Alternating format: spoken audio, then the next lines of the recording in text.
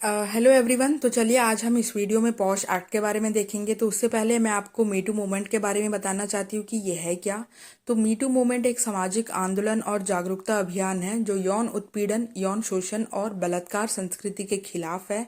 इसे 2006 में टेरेना बर्ग ने शुरू किया था, जो खुद यौन उत्पीड़न का शिकार रही और एक एक्टिविस्ट भी है। तो हम आगे चलकर देखते हैं पॉश एक्ट के बारे में। रूल्स, रेगुलेशंस, बिल्स के बारे में देखेंगे, कमिटीज के बारे में देखेंगे, कंप्लेंट्स के बारे में देखेंगे। तो ये आपको इजीली समझ में आएगा। ठीक है, तो चलिए हम पॉश एक्ट के बारे में देखते हैं। पॉश मतलब होता है प्रिवेंशन ऑफ सेक्सुअल हरासमेंट। इसका मतलब है यौन उत्पीड़न की रोकथाम। कोई भी महिला कार्यस्थल पर यौन उत्पीड़न का शिकार नहीं होगी। सेक्शन 3 सबसेक्शन 1 के हिसाब से यौन उत्पीड़न यानी महिलाओं के कार्यस्थल पर रोकथाम, निषेध और निवारण अधिनियम 2013 के हिसाब से डिफाइन किया गया है। अब हम देखेंगे पॉश क्या है। पॉश का मतलब है कार्यस्थल पर यौन उत्पीड़न की रोकथाम।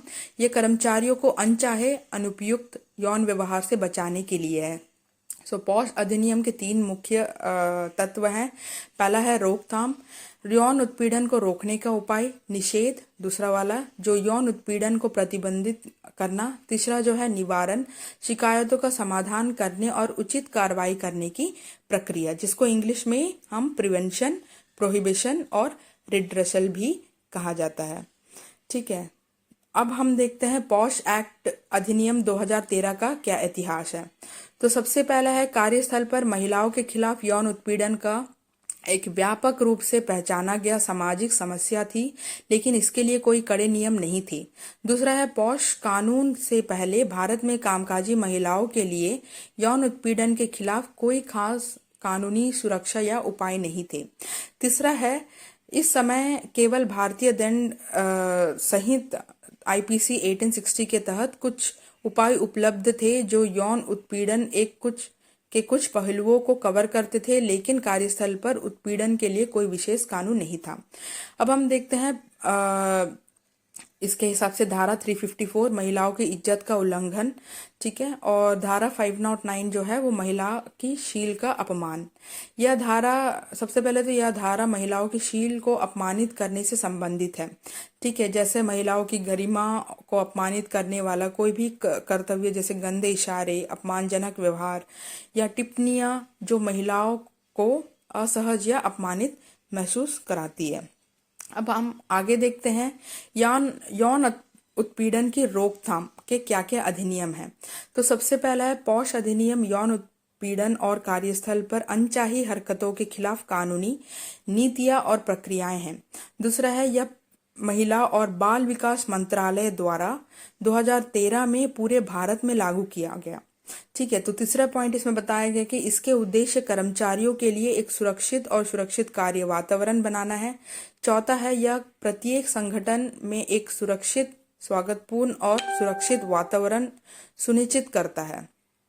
तो पांचवा आपका है यह सुनिश्चित करता है कि नियोक्ति और कर्मचारी दोनों को दिशा निर्देशों का पालन करना होगा। और यहाँ आखिरी पॉइंट जो है यह यौन उत्पीड़न की शिकायतों को संबंधित और करने और उसका समाधान करने के लिए एक प्रक्रिया प्रदान करता है। तो ये आपको इजीली समझ में आ जाएगा क्योंकि मैंने इसको इतना क्लियर एंड क्रिस्प में मैंने पॉइंट्स में डिफाइन किया गया है। और जितना आप हो सके उतना नोट डाउन करके रखिए। ये आपको जहाँ भी आप काम कर रहे हैं, ठीक है, ये आपको बहुत इम्पोर्टेंट है ये आपके लिए। हम आगे बढ़ते हैं। पॉश अधिनियम की स्थापना कब और क्यों की गई। ठीक है, तो सबसे पहला है पॉश अधिनियम सबसे पहले भारत सरकार द्वारा 2013 में विशाखा गाइडलाइंस को संबोधित करते हुए पेश किया गया था। अब देखते हैं विशाखा बनाम राज्य राजस्थान 1997 क्या है। भारत में कार्यस्थल पर यौन उत्पीड़न से बचाव का कानून विशाखा बनाम राज्य राजस्थान 1997 के फैसले में दिए गए सिद्धांतों पर आधारित था। ठीक है, तो हर चीज के पीछे एक इतिहास होता है। तो ये हो गया आपका ये Vishakha versus state of Rajasthan. और इसमें जो मेन मुख्य इसको इम्प्लीमेंट करने का जो मुख्य कारण था वो ये है 1992 में भनवारी देवी, जो एक दलित महिला और राजस्थान सरकार के ग्रामीण विकास कार्यक्रम में काम करती थी, उनका सामूहिक बलात्कार हुआ था। इस मामले ने पूरे देश को यह समझाया कि कामकाजी महिलाओं के लिए कितना खतरनाक स्थिति हो सकती है। और इस पर सर्वोच्च न्यायालय ने कार्यस्थल पर महिलाओं की सुरक्षा के लिए गाइडलाइंस बनाई थी। ये गाइडलाइंस पॉक्सो अधिनियम 2013 के निर्माण का आधार बनी। ठीक है, अब हम देखते हैं, होप सो यहाँ तक तो आपको समझ में आया गया हो, आ ही गया होगा। अब हम देखते हैं पॉक्सो एक्ट 2013 का क्या ऑब्जेक्टिव यानी क्या उद्देश्य था। तो सबसे पहले महिलाओं को सहज प्रणाली प्रदान करना ताकि वे कार्यस्थल पर उनके साथ हुई यौन उत्पीड़न की शिकायत करने में आत्मविश्वास महसूस करें। दूसरा है सुरक्षित कार्यस्थल सुनिश्चित करना, और जब महिला यौन उत्पीड़न की शिकायत करती है तो जांच करने के लिए एक उचित तंत्र प्रदान करना है। तीसरा है गंभीर मामलों में कार्रवाई सुनिश्चित करना, यानी यदि आरोपी को दोषी पाया जाता है।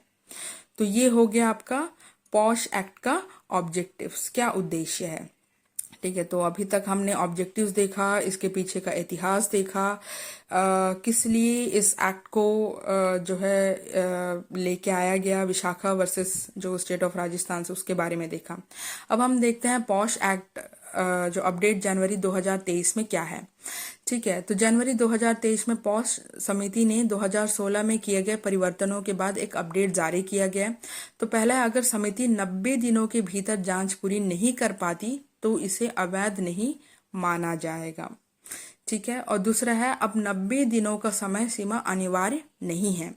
यह बदलाव यह सुनिश्चित करने में मदद करता है कि अगर जांच में 90 दिन से अधिक समय लगता है तो मामलों को खारिज नहीं किया जाएगा। तो ये बहुत अच्छी बात है, इसको आप नोट करके रख लीजिए। ये आपको बहुत ज़्यादा काम आएंगे। अब हम देखते हैं कि पॉक्सो एक्ट और पॉक्सो नियमों की विधायी समय रेखा। 2000 सबसे पहले 2007 में महिलाओं के खिलाफ यौन उत्पीड़न से सुरक्षा यानी कार्यस्थल पर विधेयक 2007 का मसौदा केंद्रीय मंत्रिमंडल द्वारा स्वीकृत किया गया। 2010 में विधेयक को लोकसभा में पेश किया गया। 2012 में विधेयक में संशोधन किया गया और फिर से लोकसभा में पेश किया गया।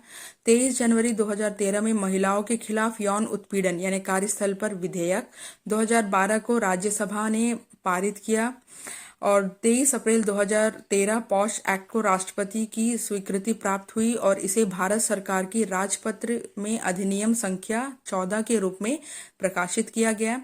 लास्ट है 9 दिसंबर 2013 महिला और बाल विकास मंत्रालय ने पॉक्सो एक्ट और पॉक्सो नियमों को प्रभावी बनाने की तारीख के रूप में 9 दिसंबर 2013 को अधिसूचित किया गया।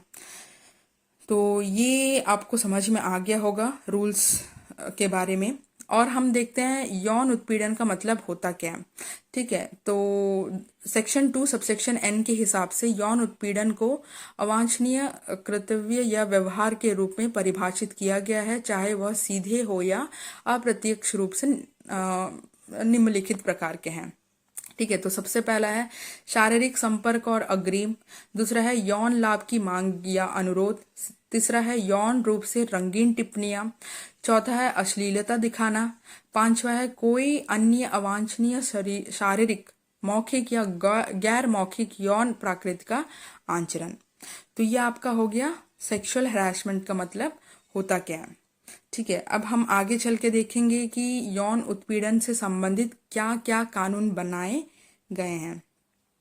ठीक है, तो सबसे पहला है महिला कार्यस्थल पर यौन उत्पीड़न यानी रोकथाम निषेध और निवारण अधिनियम 2013 और उसके तहत बनाए गए नियम।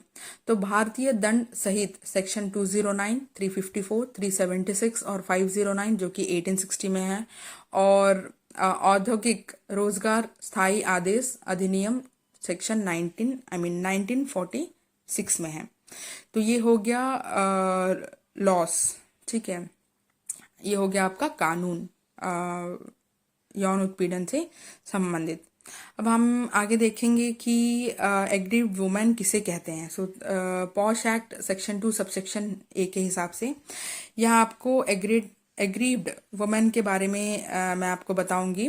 Working visiting a work place student.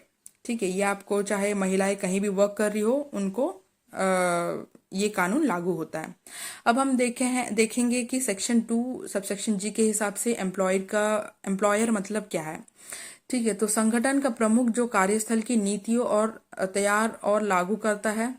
दूसरा है यह वह व्यक्ति जो कर्मचारियों के प्रति अनुबंधित दायित्वों को पूरा करता है, कार्यस्थल का प्रबंधन, निगरानी और नियंत्रण करने वाला व्यक्ति। तो तीसरा पॉइंट देखते हैं, यह व्यक्ति जो घरेलू श्रमिक के काम से लाभ प्राप्त करता है। तो ये हो गया एम्प्लॉयर का मतलब। ठीक है, होप यहाँ तक आपको सही तरीके से समझ में आया होगा। और आप जितना हो सके आप इन सब चीज़ों को नोट डाउन कर लीजिए, ताकि मैं बार बार इसको रिपीट कर रही हूँ, आपको फ्यूचर में ये बहुत काम आएंगे। आप जहाँ भी काम कर रहे हैं, ठीक है, जहाँ आप कहीं भी काम कर रहे हो, ये आपको बहुत बहुत बहुत बहुत काम आएगा। ठीक है, तो हम यहाँ अब देखते हैं वर्क प्लेस। अब तक एम्प्लॉयर के बारे में हमने देखा है, अब मैं आपको वर्क प्लेस के बारे में बताऊंगी। ठीक है, तो हम देखेंगे क्या होता है ये वर्क प्लेस धारा सेक्शन 2 सबसेक्शन ओ के हिसाब से पॉश एक्ट। तो सबसे पहला है पॉश एक्ट की धारा 2 यानी सेक्शन 2 सबसेक्शन ओ में कार्यस्थल को इस प्रकार परिभाषित किया गया है। सबसे पहला, कोई भी स्थान जहां एक कर्मचारी अपने काम के हिस्से के रूप में काम करता है, जैसे ऑफिस हो गया, अस्पताल हो गया, स्कूल हो गया, एनजीओ हो गया, सरकारी संस्थाएं हो गए। ठीक है, दूसरा है वह स्थान भी जहां कर्मचारी काम के दौरान जाता है, जैसे यात्रा के दौरान या काम के लिए उपयोग की जाने वाली परिवहन सेवा।